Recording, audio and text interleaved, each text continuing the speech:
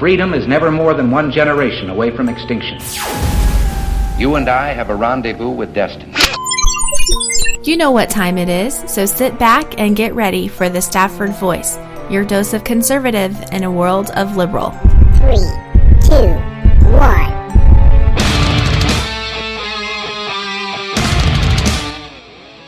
Hey, how are you tonight?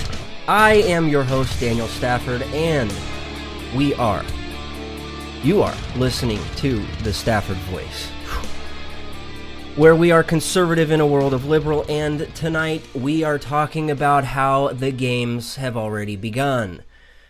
And as we get started, I want to remind you that there are many ways to listen. So, set this channel as a favorite, whatever you have to do so you don't get left behind. Because if for some strange, crazy reason you do miss the show, well, relax. You'll be able to catch a replay. Just sit tight. There is no need to panic. I've got you. In the case you aren't already following on social media, you can do so over on the Twitters and Gab at Stafford Voice. Again, Twitters and the Gab at Stafford Voice. Or you can look things up over on Facebook, Instagram, Snapchat, wherever. All you got to do is just search for the Stafford Voice and we'll be there.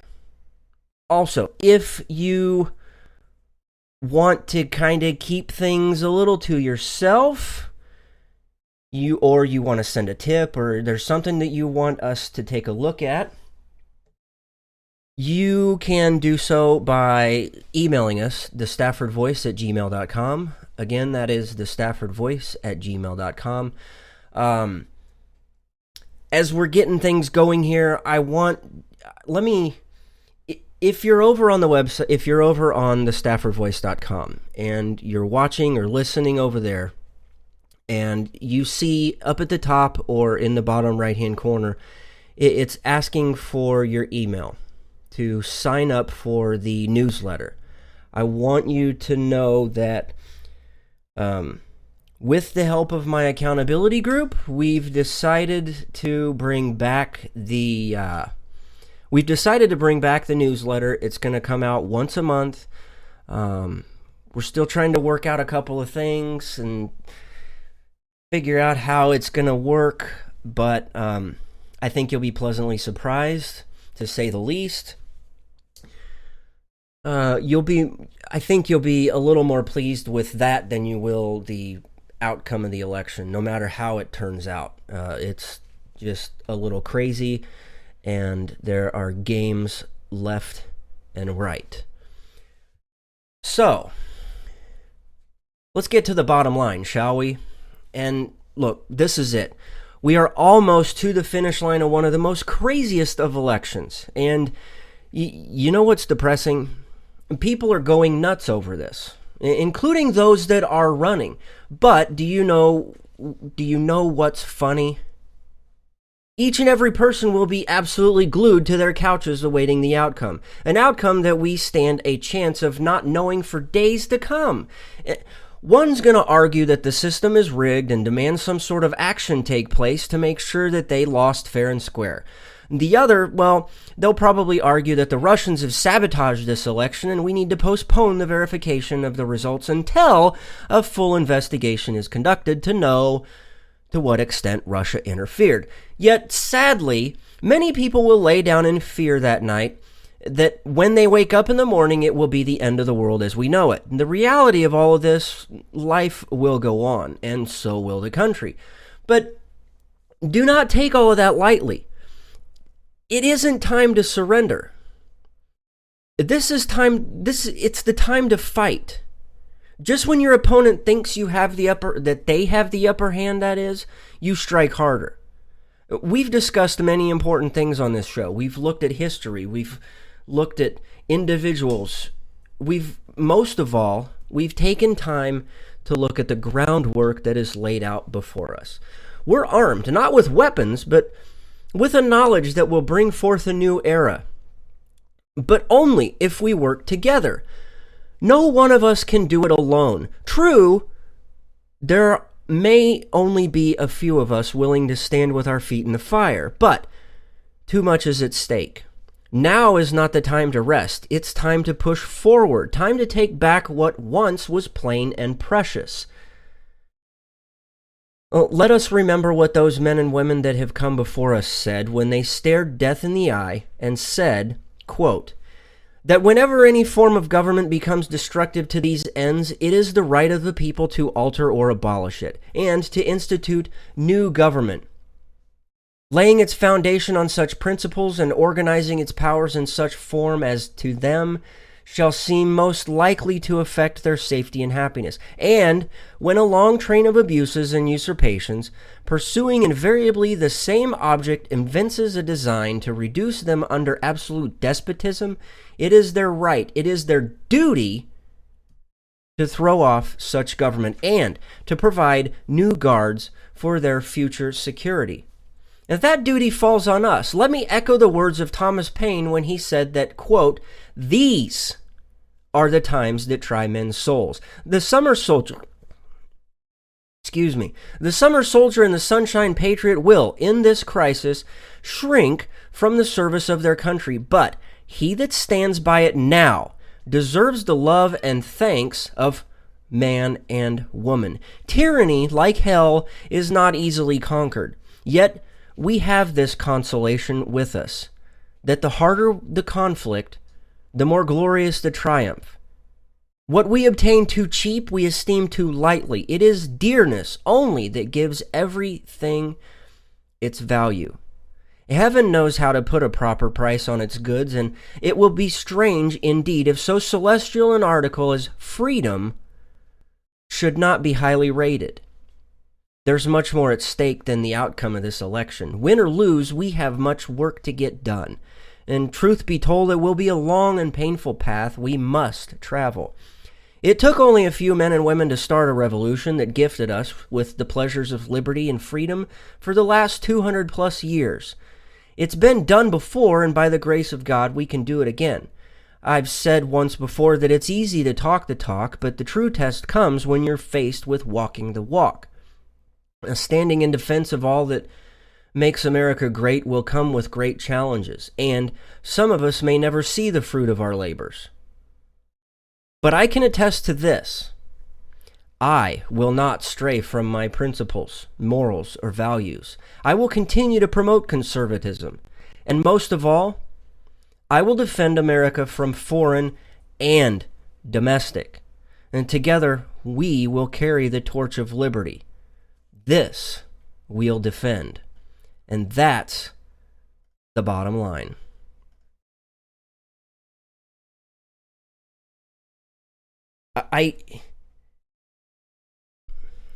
I forgot to mention the YouTube chats. If you're watching on the YouTubes, please join us in the chat. Say something. Let us know that you're over there watching and listening. I see that Jessica's over there. We do need to fight and try to get our country back. I also see that Army John on the Twitters, he's known as @ArmyJohn. He says, "Fight indeed." Yes, we do need to fight. Look. These are plain and precious truths that if we surrender now, everything that we have done over the last 200 plus years will have been for a waste. It will have been for no good at all. Jessica says that she just got off the air with Rio from Madison Rising. Rio is the lead singer, the new lead singer for Madison Rising. I know a lot of you guys are really, really close with Dave Bray, and you were really bothered by the idea that Dave Bray, he's moved on from Madison Rising, and they've brought on Rio as their lead singer. I can't help but think that along with Rio's help, that Madison Rising is going to move on to bigger and better things. I wish them the best of luck. And as a matter of fact, if you tune in to the After the Show, we've got a little something special for you. That's a teaser. It does have to do with Madison Rising. So please, when we are done with the show, please, I want you to know that the After the Show, we've got something special, something that you have likely not heard, and in my opinion, it's great. So stick around for that. And if you haven't done so, please check out Jessica's show. She is on before us every Monday night. She covers a lot of military stuff, and kudos to her because she's got her eye on anything and everything that has to do with our military, and my heart goes out to her. Thank you so much for keeping an eye on things. I'm glad that you're on our side because, lady, you are so passionate. So please, if you haven't checked out her show, again, she's on right before the Stafford Voice. She's great. Very, very passionate about the military, as well as I am. I love our men and women that serve this country. They keep me fired up. Okay, so I like, you guys know I like history. I really do like history, and when you look at things throughout history, something that really will catch your eye is those quote-unquote tinfoil hat type things. Those things that make you go, And for about every 4 years, this guy pops back up. Or any other major catastrophic event in history, this guy pops up. I'm talking about Nostradamus. I've got two different areas for notes, so if I seem like I'm bouncing all over the place, it's because I took notes as we were watching this, and this was a special that the History Channel did. I really liked it. I thought it was interesting. I'm not going to say I believe all of it. I think a lot of it is open to interpretation. I don't put a lot of weight on what was said. You know, I know that a lot of people consider Nostradamus to be a prophet. I think he said some prophetic things, but again, I think it goes back to I really think it goes back to how you interpret things. I think that's really what it comes down to. But nonetheless, History Channel put this special together. It was called Nostradamus Election 2016. I believe if you go over to history.com, you're able to watch it over there. I don't think that there's any restrictions. I think if you want to watch it, you don't have to log in or anything. So there were a couple of things that stuck out to me. I thought they were interesting. I don't have my tinfoil hat. I've retired that particular one. I didn't really feel like having to build a Faraday cage or put together another hat for tonight. But nonetheless, I thought there were a couple of things that were rather interesting, and I wanted to share them with you. So without further ado, let's dive into some of these things that they brought up that have to do with Nostradamus. Again, a lot of people consider him to be a prophet, and they put this special together with one question in mind, and that is, did he predict the 2016 election? Honestly, how can you predict anything? Especially with this election. This thing was a joke. And in the days to come, we're going to find out who is going to be the next president. I'm not putting a lot of weight on what Nostradamus has predicted, that is. But, again, there's some things that... Oh, okay, so here's one. Now, let me explain how his writings, and this comes from the collection of writings, which I believe they were called the Prophecies. If you don't know a lot about it, they are broken down into what they consider centuries, and then they're issued as quatrains.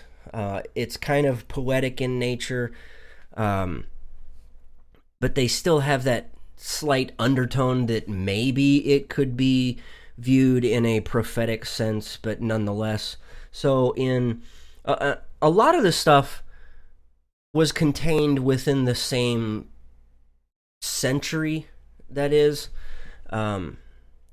So here's one. Century 8, quatrain 15, says, "The masculine woman will exert herself to the north. She will annoy nearly all of Europe and the rest of the world. 2 failures will put her in such an imbalance that both life and death will strengthen Eastern Europe." Okay. That could be looked at as 2 different people. One, it could be Angela Merkel, but when they put the show together, obviously they were really trying to push the idea that this was Hillary Clinton. The masculine woman will exert herself. She'll annoy nearly all of Europe and the rest of the world. They tried to talk about these 2 failures and how it will put her in imbalance. One of them being the emails. I don't remember. Oh yeah, the other one was the Benghazi thing. That's right. So the 2 things that she said that they're trying to point these 2 failures to was Benghazi and the emails. Again, open to interpretation. It could have been. I mean, you could explain this in context of Angela Merkel. Trying to be a masculine woman, exerting herself. One of the failures so 2 failures basically. One of them would be instability within Europe, and then the other failure could be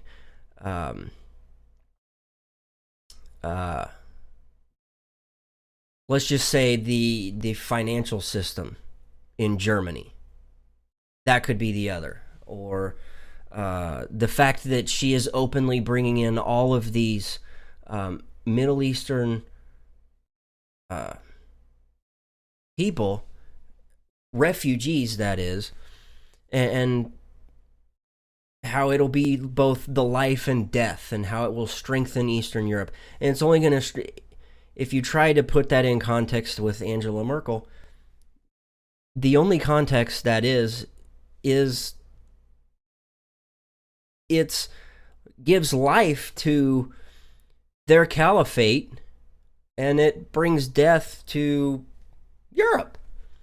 Again, a lot of these things are open for interpretation. So, where does Donald Trump fit into this?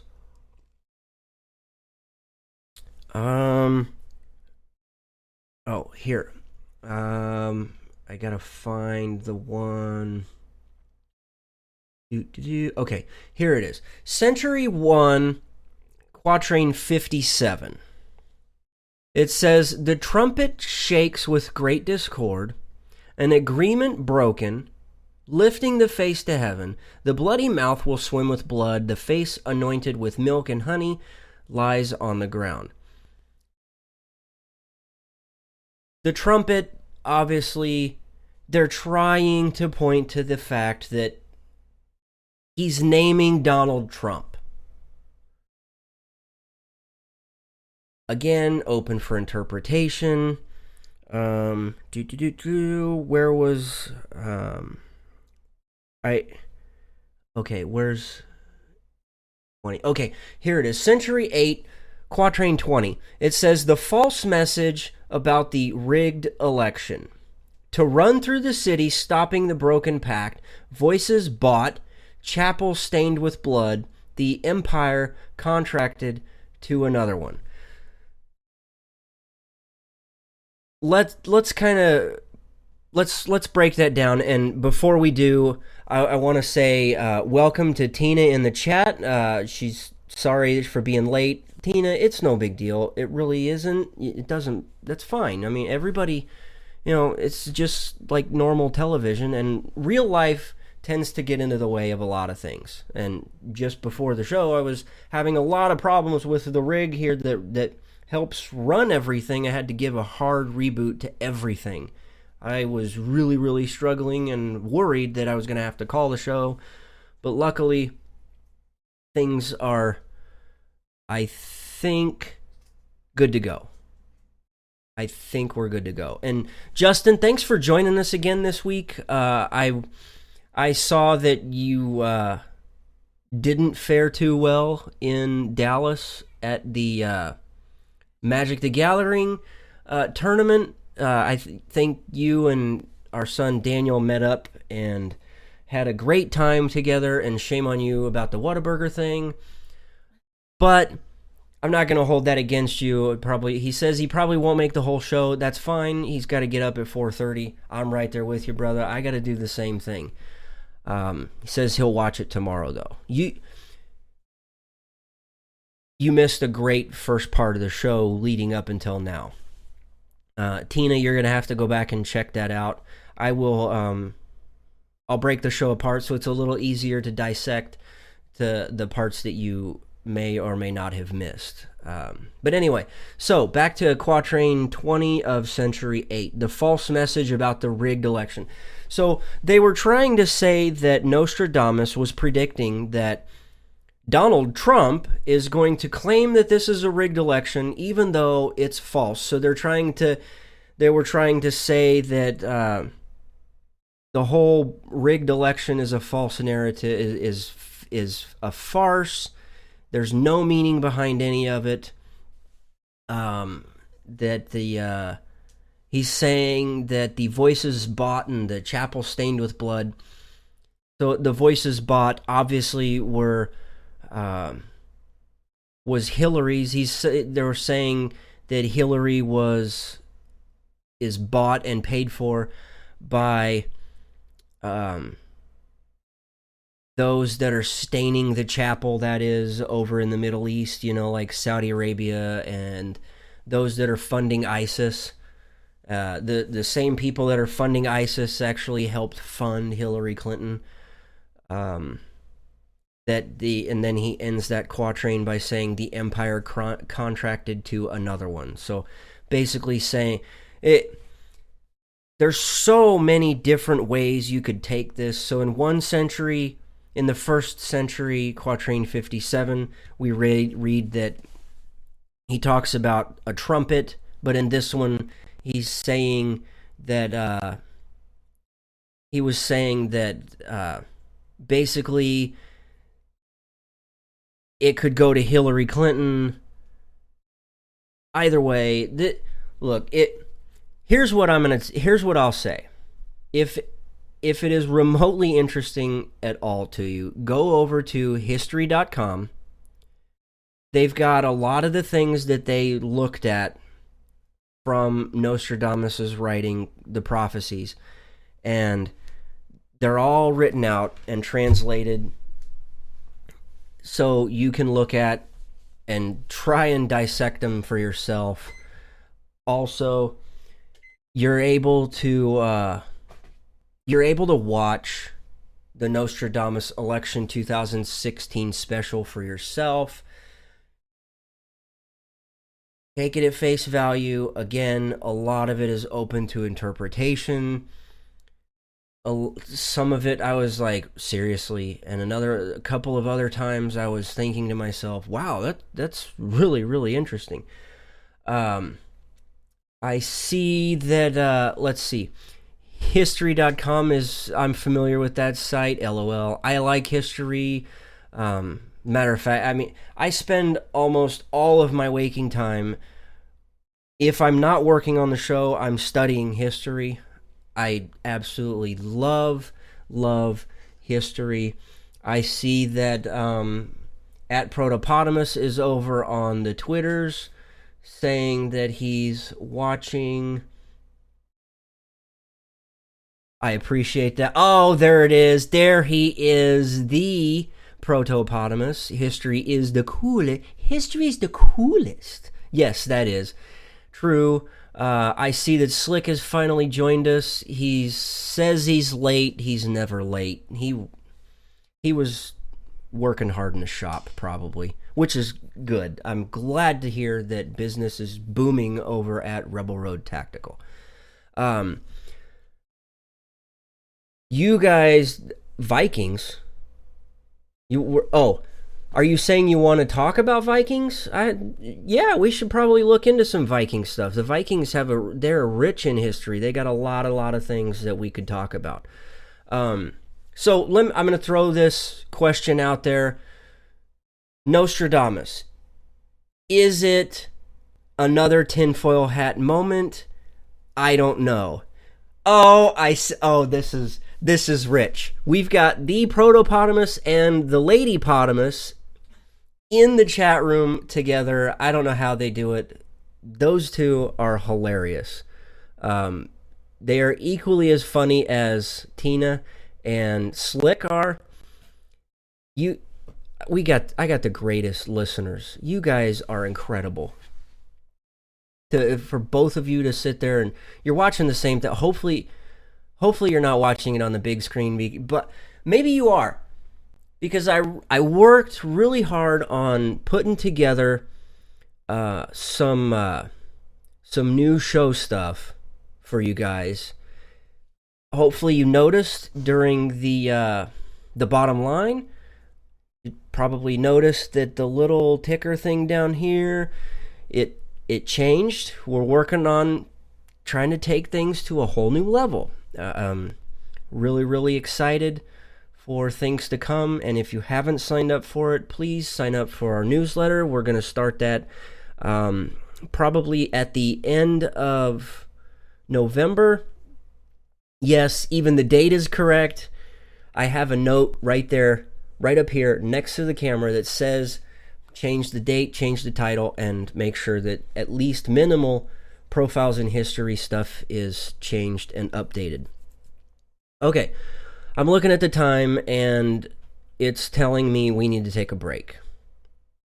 And that's okay. And how exactly do you sign up for that? Justin, it's really easy. Go over to thestaffordvoice.com and there's going to be a bar at the top, or if you scroll down on the page, the bottom right-hand corner, there will be a little pop-up that asks you to put in your email address, and I can't remember how many other things I've got set for that, how much other information it tries to capture.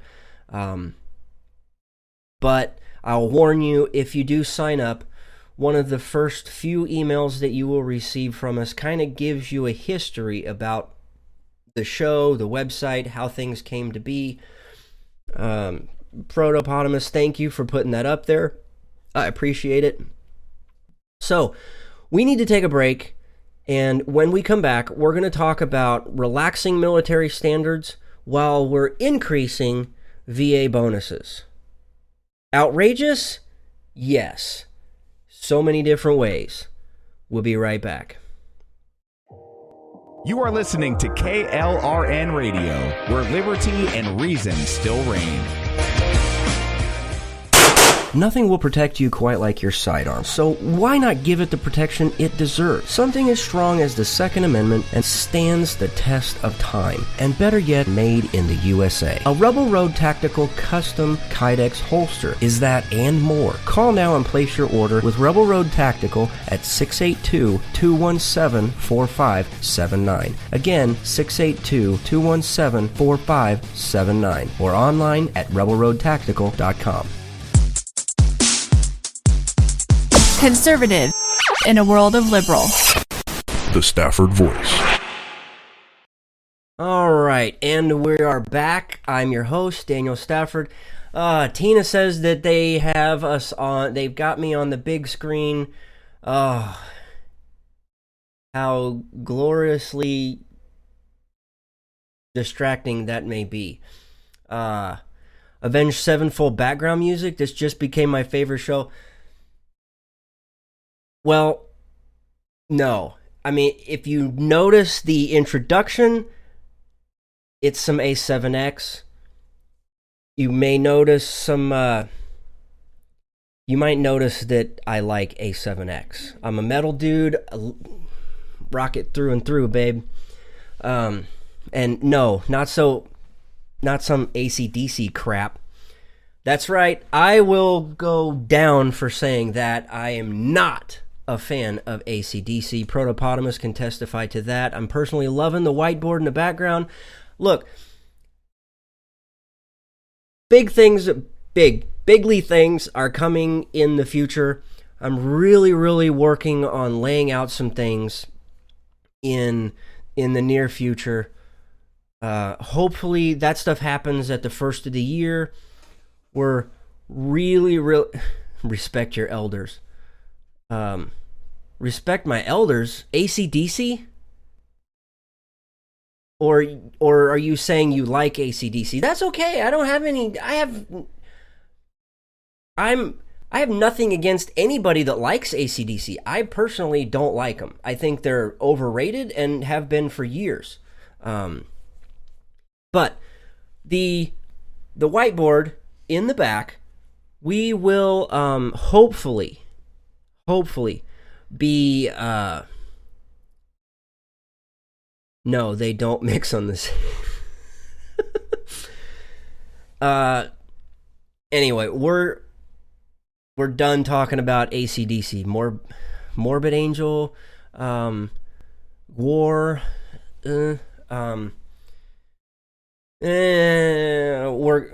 music is gonna have to be a totally different show and a different time.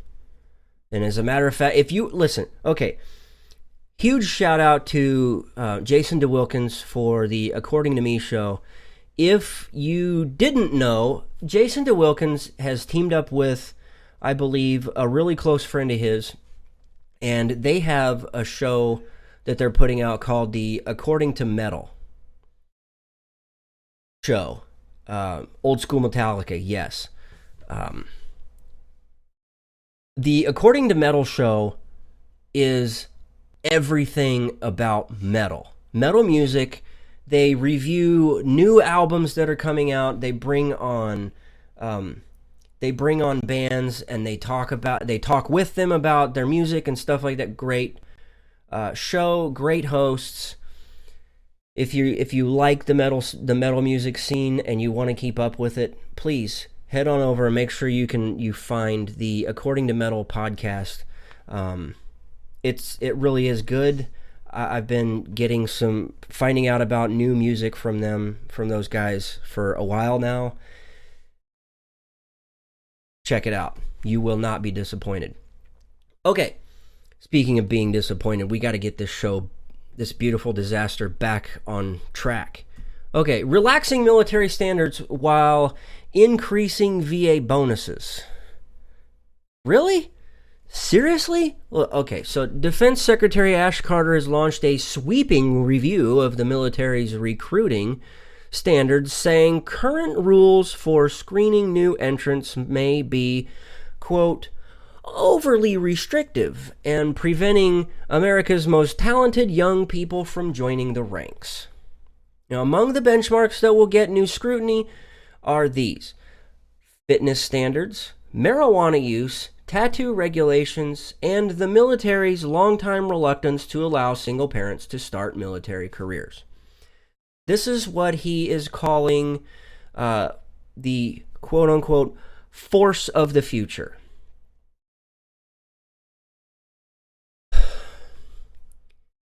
So here's what he says. Now, Some of these things we will never be able to compromise on, and we will always have to maintain high standards. But at the same time, these benchmarks must be kept relevant for both today's force and tomorrow's, meaning we have to ensure they're not unnecessarily restrictive. I'm trying to keep up with you over in the chat room. I'm just waiting for them to tell our military they have to furnish their own weapons. And if they do, Slick, I know a great company that they can go and get a fantastic holster that will meet and exceed their expectations on carrying their sidearm. Army John says, answer, union bosses for Democrat vote. VA has a union. Military isn't a union, therefore we get screwed. Yes, the modern military must find a way to kill the enemy without hurting their feelings. I don't know how you can do that. I really don't know how you can do that. As a matter of fact, I'm going to say this really quick, and then we got to get back on topic. Yes, sir, already been battle tested.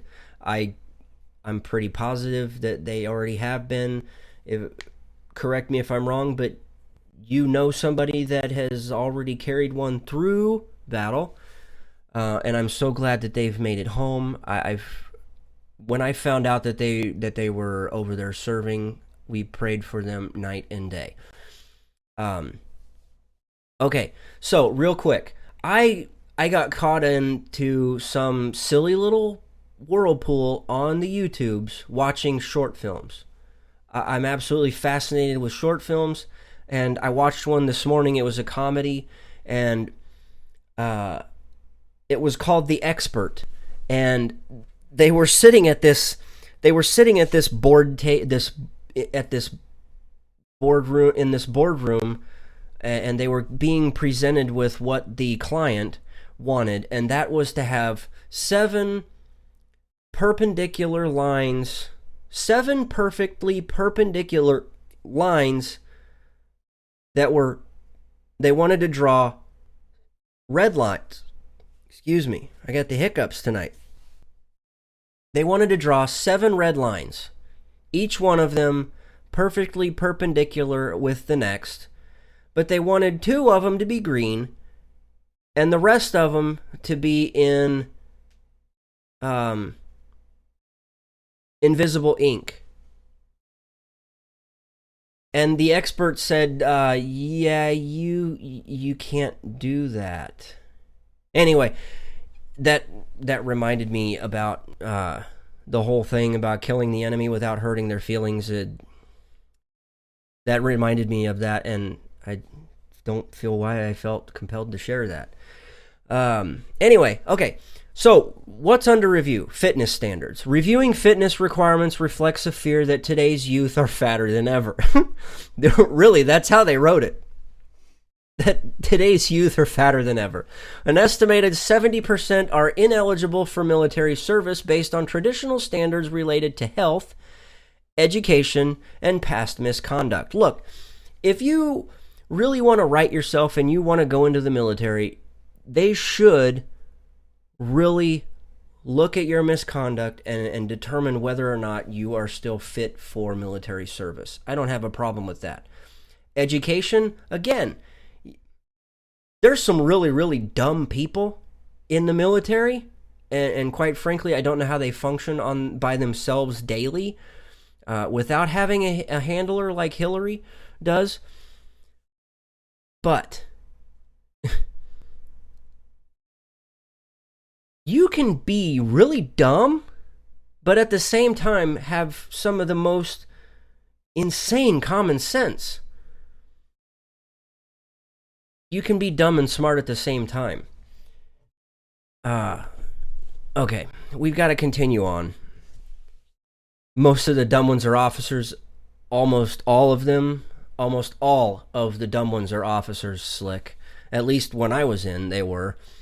Today's military rule of engagement is like RoboCop 2 movie, when RoboCop went from 4 prime directives to over 2,000 directives of trivial rules that had nothing to do with law enforcement. It's true. Basically, you have to ask for permission to wipe your own you-know-what before you engage. It's absolutely ridiculous. But when we're firing unicorns filled with glitter at them, you really don't want to hurt your enemy. So, look, here's the thing. I'm 37 years old. I'm probably in better shape now than I was when I was in the military, and there is no doubt that I could go out and pass the PT standards of an 18-year-old and pass them with flying colors. And that's even before I lost the 25 pounds so far, I could have passed it.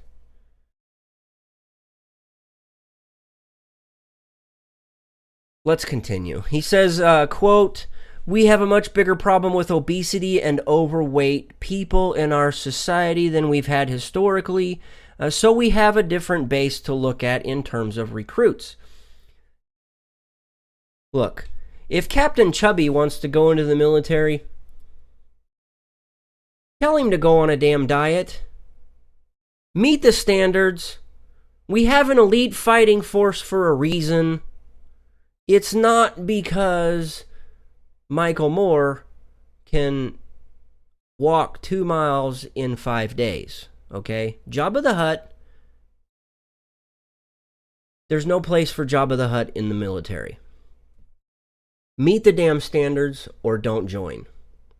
Most of today's youth can't meet the standards. I agree. It's sad, but these standards are not out of reach. It's all about the feelings. That's true. And when I was getting out, they were talking about bringing in these little stress cards where basically you pull out a card and you say, "No, you're hurting my feelings, drill sergeant. Mommy, I need a bottle." Okay, anyway, tattoos. So Carter also mentioned tattoo policies as a concern that might be keeping highly qualified individuals from joining the military. I got no problem with tats. Seriously, if you have tattoos and I'm staring at you, it's probably because I'm looking at your ink. I'm not judging you. I'm just checking out your ink, trying to see if yours was better than the last guy's. Anyway, I like tattoos. I personally don't have any. I personally will never get one. It's a choice that I've made years ago.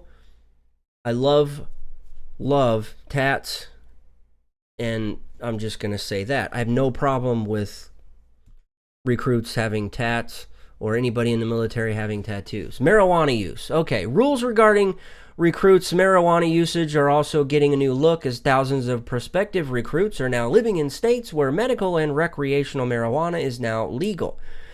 Carter is instructing top personnel officials to consider pilot programs to, quote-unquote, assess the feasibility and impact of updated standards on the issue of past military use.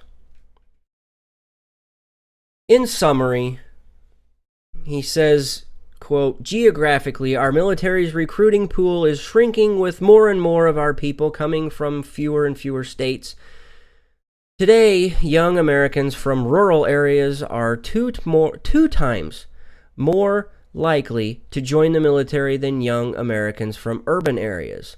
We would be missing an opportunity if we kept fishing only in the same geographic ponds we always have. Instead, we need to seize the opportunity by fishing in more ponds, new ponds, and ponds we haven't been to in a long time.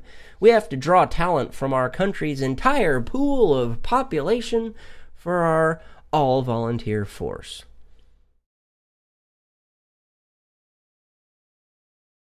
Whatever, dude. We don't need... I'm not going into it. That guy we could have featured on our Who Said That segment later, but we've got a dill hole lined up. Best friends in aviation. Justin says his best friend's an aviation mechanic in the Navy and is covered. but almost all of them are meaningful. It's very true. Almost everybody I know that has a tattoo, there is a story behind each one of them. And seriously, if you go up to anybody with tattoos and you ask them, hey, what's that one mean? Or where were you when you got that? Why did you get that? They will tell you the story. Almost all of them are very, very open about talking about them. And quite frankly, you're going to hear some incredible stories that relate to tattoos. Okay, so about these bonuses, shall we? And despite all the problems at the VA, the agency handed out more than $177 million in bonuses for the fiscal year of 2015 to nearly 189,000 employees. Get this, more than 300 senior executives received some $3.3 million in bonuses for an average payment of about $10,000. Bonuses for non-executives averaged about $900. Among the managers receiving bonuses, the newspaper, this was the USA Today was reporting, was the former top VA official in Ohio who retired the same day he received a termination notice. How can you retire and get terminated? I will never know, but only the dysfunctional VA can figure out a way. Another bonus went to the chief of staff at the scandal-ridden Phoenix VA Medical Center who got the cash award 4 months before he was fired. And it really makes you wonder how these guys got a cash bonus while we're out there trying to collect money from those who received an enlistment bonus. Let's remember that. So in all, more than half of all VA employees received a bonus, an increase of about 20% from the fiscal year 2014. The total amount paid in bonuses rose 24%, up from $142 million in 2014. Payments should be revoked if found guilty of criminal actions. Yes, that's true, but who cares, right? We've got to give them a bonus because they did a great job. No, they didn't. The VA sucks. The VA the leadership in the VA is beyond ridiculous. Okay, I'm really watching the time. I am. I'm keeping track. We're okay. Now, before we do profiles in history, let me give you a reminder about this whole supermoon thing that's set to reveal itself on November 14th. That's coming up here in a few days. And it won't be this close to Earth for another 18 years. And in fact, the last time it looked this big was back in 1948. NASA explains that what makes it so special this time around is that the moon, quote, becomes full within about 2 hours of perigee, arguably making it an extra supermoon. Even more interesting is that this is like the year of supermoons, that is. There was one on October 16th, and they're saying that there will be another on December 14th. But none of those will be as close as the one set for November 14th. So, if you miss it, mark your calendar for November 25th, 2034. I likely, who knows where I will be. So I'm going to try and make sure I catch the one on November 14th because I don't know where I'll be or what I'll be doing November 25th, 2034. That seems like forever and a day down the road. Okay, let's get things going in a different direction, shall we? We've still got to fit all this stuff in. And profiles in history. Nicknamed Honest John, Benjamin Rush described him as a plain, honest, well-meaning Jersey farmer with but little education, but with good sense and virtue enough to pursue the true interests of his country. John Hart was born in the year 1713 on the family farm in Hopewell Township, New Jersey. His education was modest, having never attended a fancy college.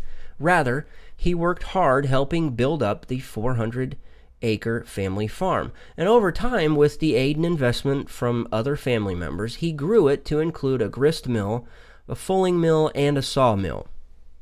In 1740, he married Deborah Scooter, and together they would have 13 children. Hart was a generous Presbyterian who actually donated land to the Baptists in 1747 so they could build a church. In 1750, John was elected to the Hunterdon County Board of Chosen Freeholders. However, it was his generosity combined with his work as a judge that got him elected to the New Jersey Colonial Assembly in 1761, where he would serve until 1771, during which he was appointed to the local Committee of Safety and the Committee of Correspondence, as well as becoming a judge on the Court of Common Pleas. During his time with the Committee of Safety, and having been opposed to the Stamp Act, he gained the attention necessary to be selected as a delegate for New Jersey in 1776. You see, the New Jersey delegates in the First Continental Congress were opposed to independence, so they were dumped, and the Provisional Congress selected delegates to replace them, John Hart being one of them. He arrived in Philadelphia just days before the votes for independence would be cast, voting in favor of the Declaration of Independence, earning him the honor of later signing it in August of 1776. With that behind him, and New Jersey under their new state constitution, Hart was elected to the first New Jersey State General Assembly and was made Speaker. As Speaker, he would take on the additional duties as Treasurer of the Council of Safety, President of the Joint Meetings of the New Jersey Congress, and Commissioner of the State Loan Office. Now, there was a period of about a month that the Assembly shut down because, well, it was just unable to work without its Speaker, because on October 5th, 1776, John went home to see his sick wife.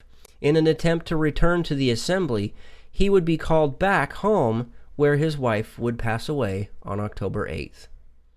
Now, by November, the British were closing in on New Jersey, and in December, they were close to John Hart's home. His two younger children that were still living at home had been sent off to stay safely with friends, and because he was Speaker of the Assembly, he was a marked man. He fled to the nearby Sourland Mountains, where he would hide out in a cave for a few days while the British plundered his home. In June of 1778, Hart played host to Washington and 12,000 recharging troops who camped in his fields. Unfortunately, he didn't live to see the end of the Revolutionary War. On May 11, 1779, at the age of 68, John Hart died on his estate at Hopewell from a case of gravel, which we call today kidney stones. And that is this week's Profiles in History. Fascinating individual, I might add. I really enjoyed digging into John Hart and learning a little bit more about him and what he did. He's one of those guys that we need to model ourselves after. His generosity was impeccable. I mean, he was more than generous with what he had. Case in point, when he donated some land to the Baptists so they could build a church. And him not even being a Baptist, he was a Presbyterian. It's just fascinating. It's just a shame that he died so young. I'd say young, I mean, at the age of 68. That's still relatively young. Okay. Where are we at on time? Oh, we're gonna have to wrap this up, but we, you know what? Just because we wrap the show up here, you have to stick around for the After the Show. I didn't really get to put too much together for our surprise, unfortunately, but you're going to like it. It, in my opinion, I really enjoyed it.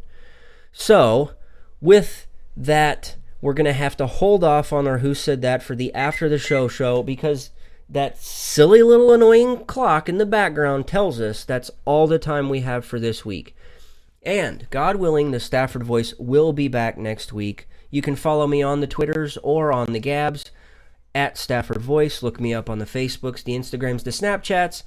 All you got to do is just search for the Stafford Voice. Please sign up for our email list so you can get in on the action with our newsletter that we hope to push out once a month. We promise not to spam you. Also, if you would like to email any of your questions or comments or concerns to the show, you can do so, thestaffordvoice@gmail.com. Thank you so much for your time tonight, and until next week, thanks and God bless.